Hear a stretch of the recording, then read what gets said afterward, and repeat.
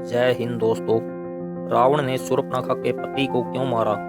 99.9% लोग नहीं जानते शूर्पणखा का पति कौन था। शूर्पणखा का नाम तो सभी ने सुना होगा, लेकिन शूर्पणखा के पति का नाम शायद ही कोई जानता होगा। आज मैं आपको शूर्पणखा के पति के बारे में पूर्ण जानकारी दूंगा। वाल्मीकि रामायण के अनुसार महर्षि विश्रवा की पत्नी कैकेयी के 3 पुत्र और एक पुत्री थी, रावण, कुंभकर्ण, विभीषण और शूर्पणखा। रावण को जब ब्रह्मा जी और भगवान शिव जी से वरदान प्राप्त हुए तो इन वरदानों के कारण अहंकार में आकर रावण ने विश्व विजेता बनने की सोची और त्रिलोक विजय का सपना देखना शुरू कर दिया। उसने तीनों लोकों में अपने दूत भेजे और जिसने भी रावण की अधीनता स्वीकार नहीं की उससे रावण ने युद्ध किया। उस समय पाताल लोक के कालकेय में दानवराज विद्युत जीवा का शासन था। रावण ने अपने नाना सुमाली को कालकेय भेजा। सुमाली के साथ रावण की बहन शूर्पणखा भी जाने की जिद करने लगी। शूर्पणखा ने कहा, मैं पाताल लोक देखना चाहती हूँ। उसे घूमने फिरने का भी बहुत शौक था। पाताल लोक पहुंचकर सुमाली ने रावण का आदेश कालकेय दानवराज विद्युत जीवा को सुनाया और कहा, रावण की अधीनता स्वीकार कर लो। लेकिन विद्युत जीवा ने साफ इनकार कर दिया।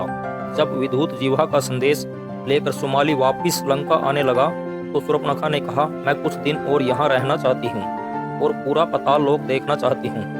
और कुछ सैनिकों के साथ वह कालकेय में ही रुक गई। वहां पर घूमते घूमते एक दिन शूर्पणखा की मुलाकात विद्युत जीवा से हो गई और दोनों में प्यार हो गया।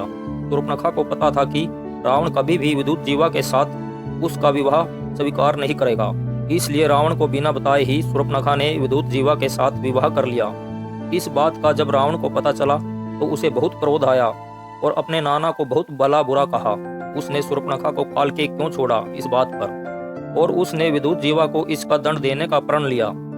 जिस लोक में भी जो राजा रावण की अधीनता स्वीकार नहीं करता था उससे रावण स्वयं जाकर युद्ध करता था और रावण त्रिलोक विजय के अभियान पर सेना लेकर निकल पड़ा।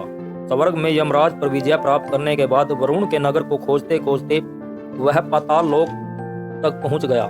कालकेय के राक्षसों ने जब रावण को देखा तो इसकी सूचना विद्युत जीवा को दी गई कि रावण ने कालकेय राज्य पर आक्रमण कर दिया है। विद्युत जीवा ने सोचा कि यह जानते हुए भी कि मैं रावण का बहनोई हूँ, फिर भी रावण ने मेरे राज्य पर आक्रमण कर दिया। उस नीच को उसकी दुष्टता का दंड मिलना चाहिए और विद्युत जीवा ने भी रावण की सेना पर आक्रमण कर दिया। इस युद्ध में विद्युत जीवा मारा गया और कालकेय पर रावण का अधिकार हो गया।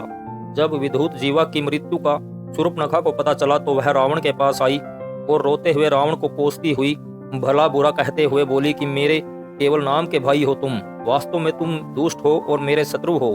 तब रावण ने रोती बिलखती बहन शूर्पणखा को सांत्वना देते हुए कहा, मैं युद्ध में उन्मत्त हो गया था, अर्थात पागल हो गया था। दूसरा, अंधेरा होने के कारण मैं बहनोई को पहचान नहीं सका। मैं उसे मारना नहीं चाहता था।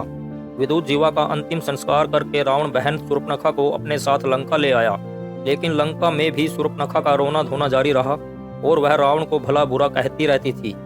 फिर रावण ने शूर्पणखा से पीछा छुड़वाने के लिए उसे दंडकारण्य का राज्य दे दिया और खरदूषण जो रावण के सौतेले भाई थे उनके साथ 14,000 राक्षस सैनिकों सहित शूर्पणखा को दंडकारण्य वन में भेज दिया। और दंडकारण्य में शूर्पणखा ने क्या क्या खेल खिलाए उसके बारे में तो सब लोग जानते ही हैं।